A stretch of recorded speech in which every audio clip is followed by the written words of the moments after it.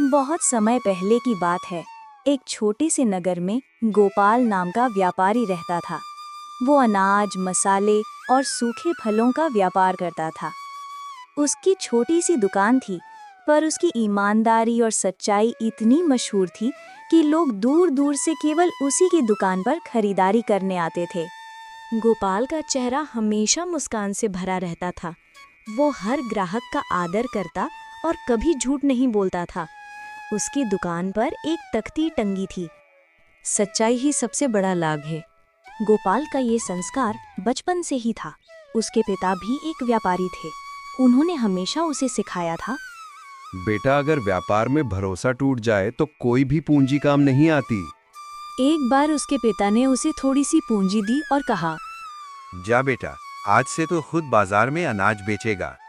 पहले ही दिन जब गोपाल ने तौलने के वक्त गलती से 1 किलो की जगह 1 किलो 20 ग्राम दे दिया तो ग्राहक ने कहा। अरे, ये तो ज्यादा है। गोपाल ने मुस्कुराते हुए कहा, आपका विश्वास मेरे लिए इन 20 ग्राम से कहीं अधिक कीमती है। यहीं से उसकी ईमानदारी की पहचान बनने लगी। समय बीता। गोपाल की ईमानदारी और साफ व्यवहार की चर्चा पूरे नगर में होने लगी। जहां बाकी व्यापारी मिलावट करते, झूठे भाव बताते या मुनाफे के लिए ग्राहकों को धोखा देते, वहीं गोपाल का काम बिल्कुल अलग था। वो हर चीज को सही तौल में बेचता। अगर कभी माल में कोई कमी निकल आती तो वो बिना हिचक ग्राहक को वापस पैसे लौटा देता। लोग कहते, अगर गोपाल के यहाँ से कुछ खरीदो तो आंख बंद करके भरोसा कर लो। धीरे धीरे उसकी दुकान बड़ी होने लगी। उसकी मेहनत और ईमानदारी ने उसे एक सफल व्यापारी बना दिया। पर गोपाल का स्वभाव नहीं बदला। वही सादा कपड़े, वही सादा भोजन, वही नम्रता। एक दिन नगर में सूखा पड़ गया। खेतों में अन्न नहीं उगा और लोगों के घरों में खाने तक को दाना नहीं था। ऐसे में व्यापारी वर्ग ने मौका देखा और अनाज के दाम आसमान छूने लगे। सभी व्यापारी सोचने लगे, अब जो हमारे पास भंडार है उसी को ऊंचे दामों में बेचेंगे और खूब मुनाफा कमाएंगे। लेकिन गोपाल ने ऐसा नहीं किया। उसने अपने भंडार का दरवाजा खोल दिया और गरीबों से कहा, तुम्हें जो चाहिए उचित दाम में लो। अगर पैसे ना हो तो फसल आने पर दे देना। लोग हैरान थे। बाकी व्यापारी बोले, तू पागल है गोपाल, ये मौका है धन कमाने का और तू दया दिखा रहा है। गोपाल ने शांत स्वर में कहा, व्यापार का असली मतलब दूसरों की जरूरत पूरी करना है, ना कि उनका फायदा उठाना। गोपाल की इस लोकप्रियता से दूसरे व्यापारी जलने लगे। उन्होंने सोचा, अगर ये ऐसे ही चलता रहा तो हमारी दुकानों पर कोई नहीं आएगा। उन्होंने मिलकर षड्यंत्र रचा। उन्होंने नगर के मुखिया से शिकायत की। गोपाल सस्ता अनाज बेच रहा है ताकि सबकी दुकानें बंद हो जाएं।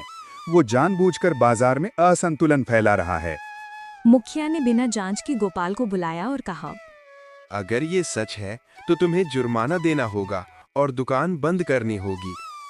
गोपाल ने शांति से कहा, मुखिया जी, आप चाहें तो मेरे गोदाम की तलाशी ले सकते हैं। मैं किसी को ठग नहीं रहा, बस इंसानियत निभा रहा हूँ। मुखिया ने उसकी दुकान और गोदाम की जांच कराई। जब उन्होंने देखा कि गोपाल का सारा हिसाब किताब बिल्कुल साफ है, सही तौल, सही मूल्य, कोई गड़बड़ी नहीं, तो वे स्वयं प्रभावित हुए। मुखिया ने सबके सामने घोषणा की, गोपाल जैसे व्यापारी ही नगर की शान है।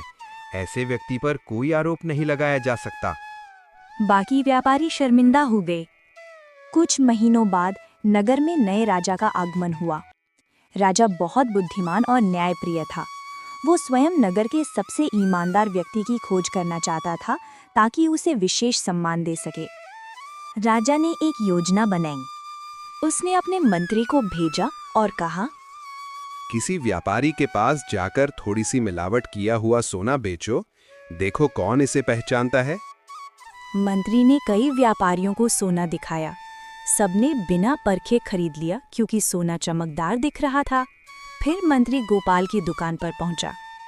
गोपाल ने सोना देखा, फिर मुस्कुराकर कहा, माफ कीजिए, इसमें तांबे की हल्की मिलावट है, मैं ये नहीं खरीद सकता। मंत्री ने आश्चर्य से पूछा, तुमने कैसे पहचाना? गोपाल बोला। ईमानदार नजर हर चमक को असली नहीं मानती। मंत्री ने राजा को सब बताया। राजा स्वयं गोपाल के पास गया और कहा, तुम ना केवल ईमानदार व्यापारी हो, बल्कि पूरे राज्य के लिए आदर्श हो। तुम्हारी सच्चाई इस नगर की नींव है। राजा ने उसे राज्य का सच्चा रत्न की संपत्ति दी। समय के साथ गोपाल बूढ़ा हो गया। उसने दुकान अपने बेटे को सौंप दी। एक दिन उसका बेटा बोला, पिताजी, हम बहुत धन कमा सकते हैं अगर थोड़ा बहुत तौल में फर्क कर दें। लोग तो वैसे भी भरोसा करते हैं। गोपाल ने मुस्कुराकर बेटे का हाथ पकड़ा और कहा, बेटा, झूठ से कमाया हुआ धन ज्यादा दिन नहीं टिकता।